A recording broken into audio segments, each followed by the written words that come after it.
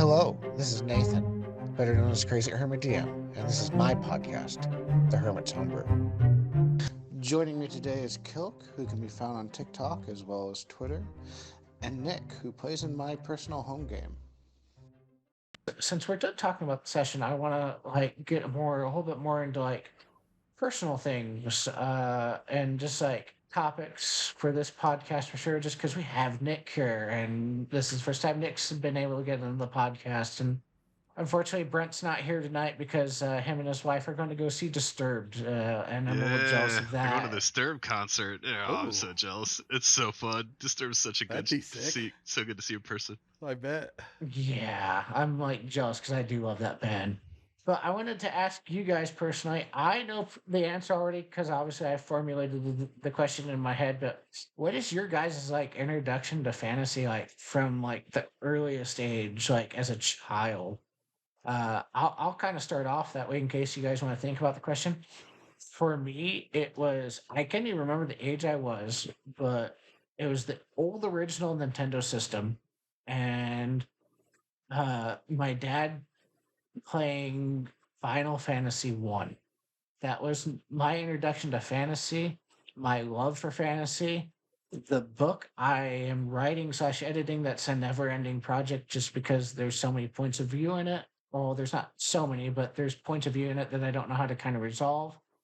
The beginning of it is going and hunting basically a witch that has an item, and that is basically a very big love letter to Final Fantasy One because that's the opening quest. You start out at a kingdom and you go hunt a witch. I didn't even realize that till about halfway through the book. It's like, oh shoot, I'm writing a love letter to basically my original introduction to fantasy. I would say for me, I don't know necessarily fantasy, right? I was very big into the original Zelda.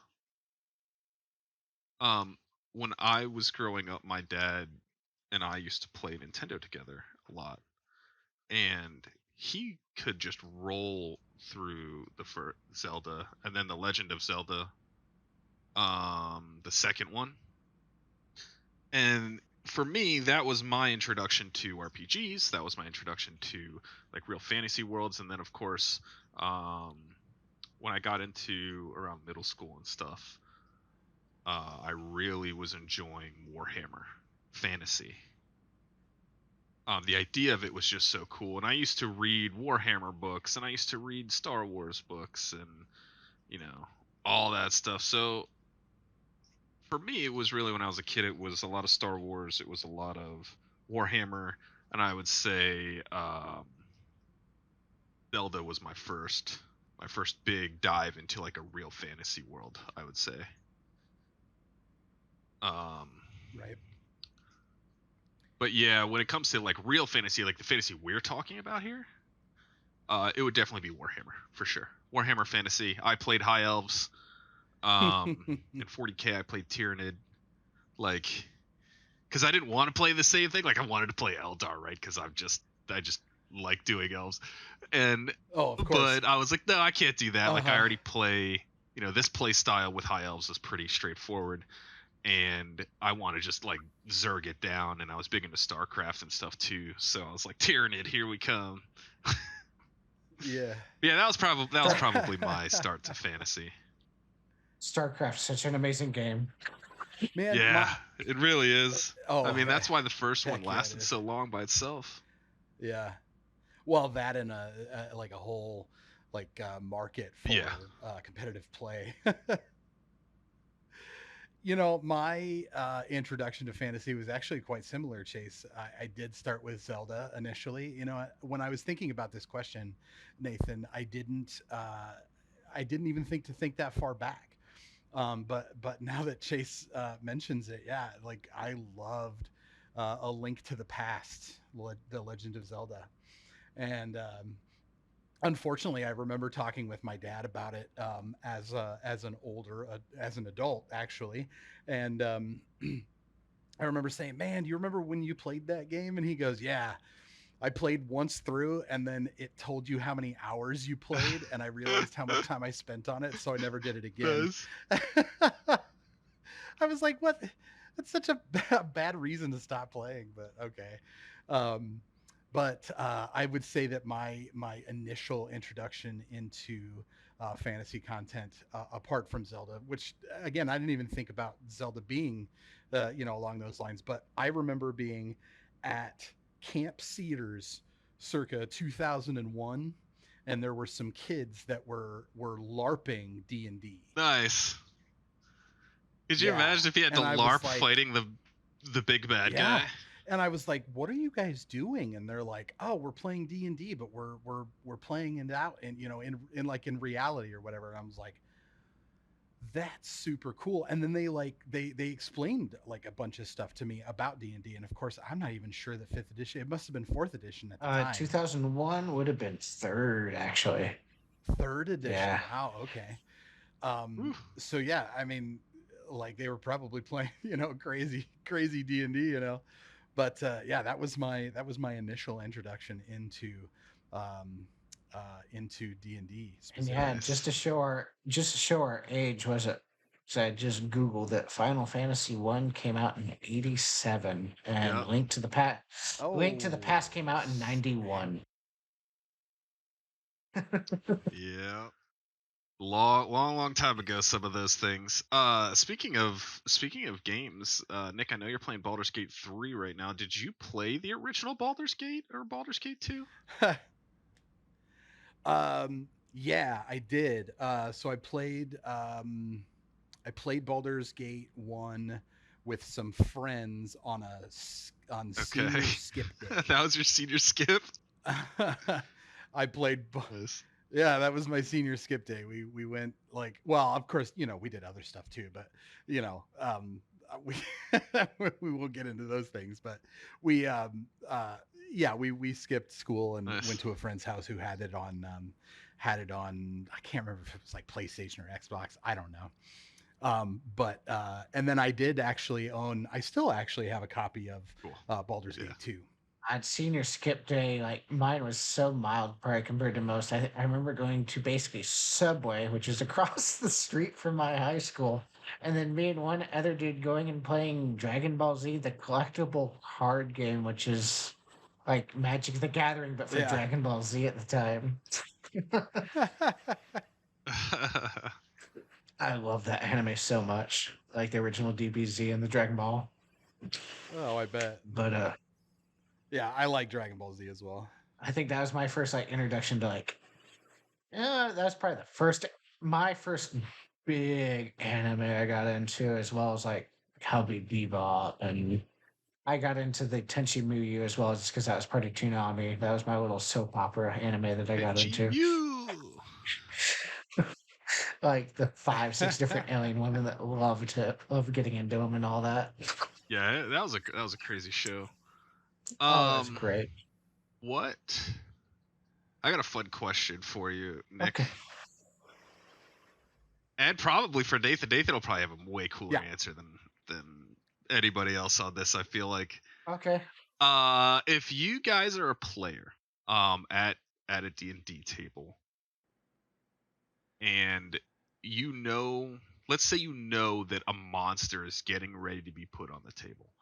What is the monster that has been put down in front of you that you were like, "Oh no, this might be the end." I'll let you go first. Like just Nick. the immediate like thought process of, "Oh no." So I would say that it was during my very first D&D campaign, which was let's see, what did we play through? Storm King's Yeah, you were telling me about that campaign. Thunder. I was so like, I've always wanted to play through that campaign. Sorry for interrupting, but that No, that's totally fine. But it was when we came upon our first giant. oh Yeah, for me, and we came up on the first giant, and um, I was like, "How are we going to kill this thing?" It was a frost giant too, and there was a whole like group of them. I want to say that there might have been like 6 to 8 frost giants. So it was like it was crazy, and we ended up using all of our spell slots and basically all of our health and all of it, and we even ended up employing the use of griffins to pick up large rocks and drop them on frost giants. That's how we ended up. We killed an entire group of frost giants. In fact, the DM so graciously wrote, basically role played in that the town now calls us the Dragon Slayers, or sorry, the Giant Slayers. Oh, Nice. very cool. Yeah, yeah. Oh God. And like we used it as like a point of pride. Like, we'd go into a tavern or something like that, and they'd be like, I'd be like, I need a discount, and he'd be like, why? And I'd be like, because we're the Dragon Slayers. And I was playing a sorcerer at the time, so my charisma was stupid. And so he was more frustrated with giving us that title than anything. Talk about super charisma. I'm at a 22, by the way. Nah, yeah, with your Oh, wow. well, yeah, because I bring in from fourth edition like the Paragon or Epic Paths, and I like they add a nice little end game story flavor. Yeah, it gave me a +2 and allows me to max out at 22 now. It's pretty cool. Colfax will eventually get one. Don't worry. We'll eventually get a what? An We'll epic get like arc or something. yeah, an Epic Path. But Oh, like, yeah, yeah. was it? There's you had mentioned before I give my answer or whatever, because I have a little bit of a long drawn out answer for Chase's question, but wasn't there like something with the conch, or there's like a shell or some sort of magic item with that storm giant's arc that you were mentioning to me, like some of your Yes, but I can't remember what it does. yeah, but you're I remember like when we first met, you were talking about that campaign and you're mentioning the conch and just like what it did and the shell to the point to where I literally went and bought the PDF of this book. It's like, what does this conch do? And I wanted to figure out how to put it into my own campaign for so long, but I could never been able to figure out how to organically do it.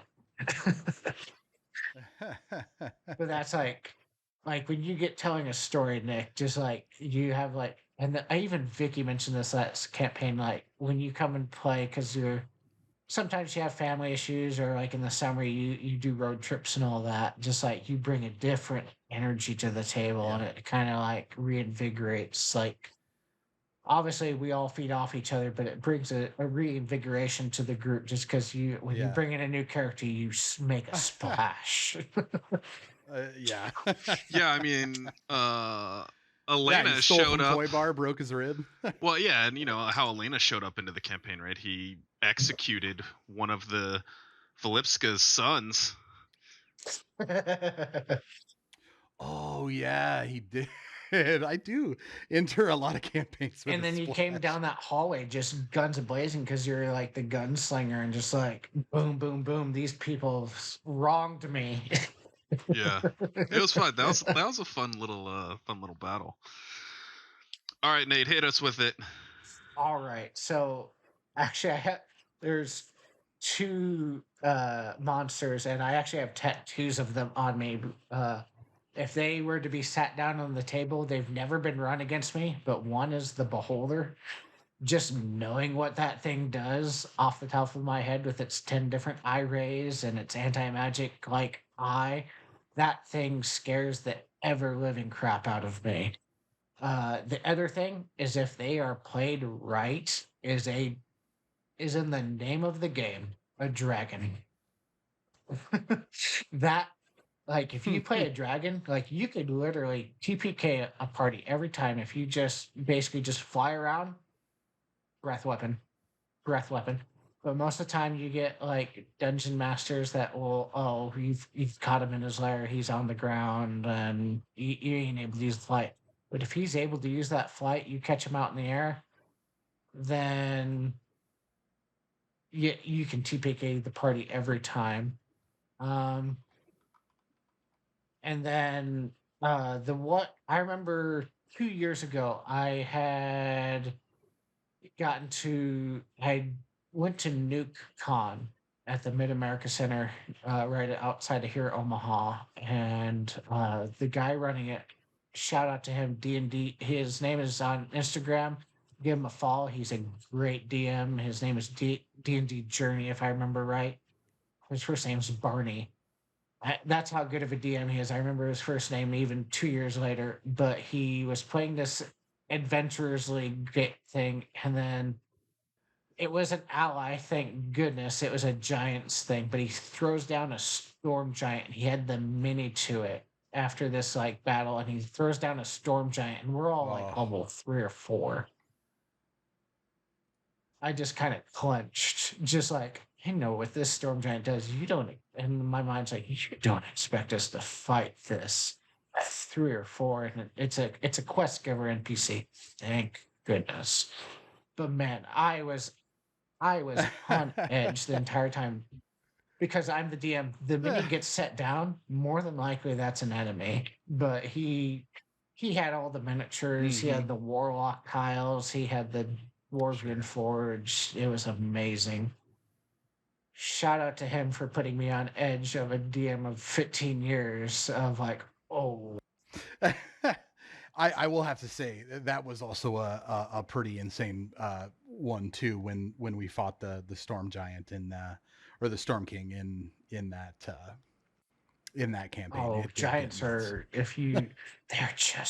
are they're just powerhouses. Insane powerhouses. Chase, did you give yours?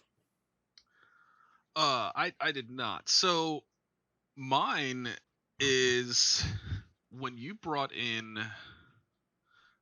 The only time I ever got very concerned so far in this campaign was when you basically dropped your version of Ragnaros on us, the fire elemental boss, and I got concerned mostly because the dogs that came with it, right? There was a lot going on, and I think that we would have failed pretty hard if we didn't have the giant with us to tank a few hits, right? Yeah, he only tanked a couple hits. Yeah, Too. he was didn't pretty tank low. too much. But I think that would have gone much different if he hadn't, because oh yeah, like Elena almost died in that fight, and everybody was pretty low. So that one for me was probably the big one. The other one was this past boss, when you put it on the table and I saw all the minions that were attached to it.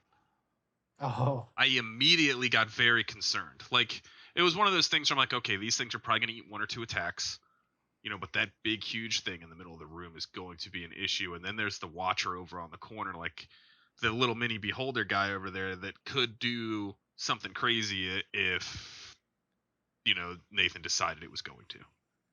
And thank God it just poofed out of existence. But yeah, well, like the metagame wise, like just because you Nick, I have to compliment this group. I did it in the previous Q&A for January, and I mentioned it just like I trust every single person at our table, and that's the first time I've ever had that where I can trust that I can mention something and you guys will actively try not game it.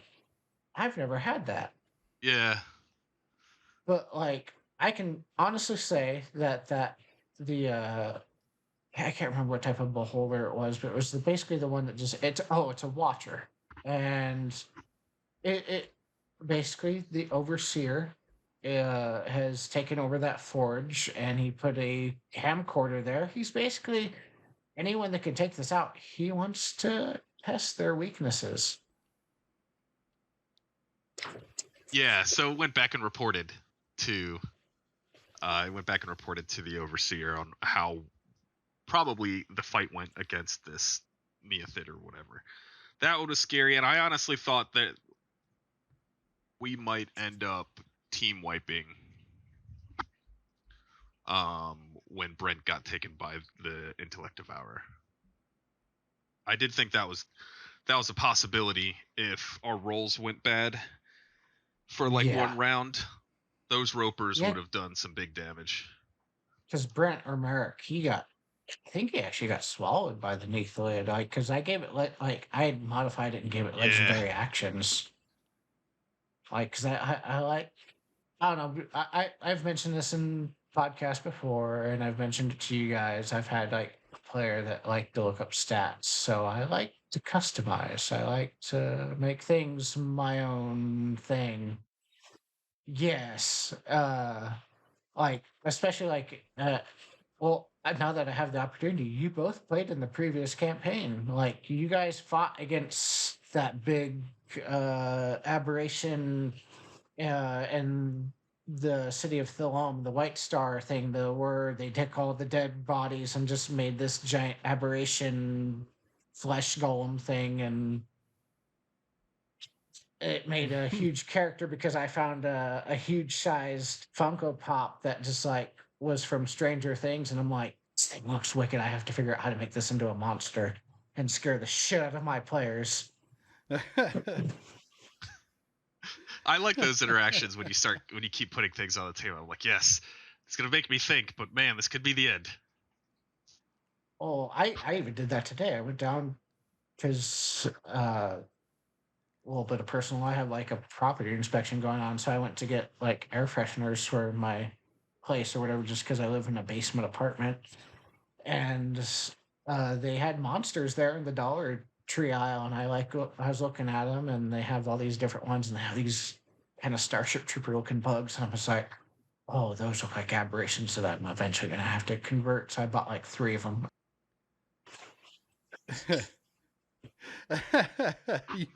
you would, man. You dear listener, this is the MO of our Yes, fearless DM. What monsters can I make out of crazy That's the figures best, that I though. find?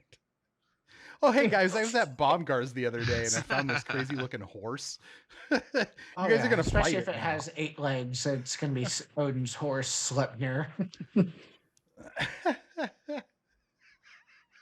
Of course it is. And immediately, like, I just pulled a horse off the top of my head, and he's like, well, it'd be Sleipnir. Like, I'm like, what? Come on, man. Already? You didn't even go by. This was a hypothetical, and you've already got We're level 2, Nathan.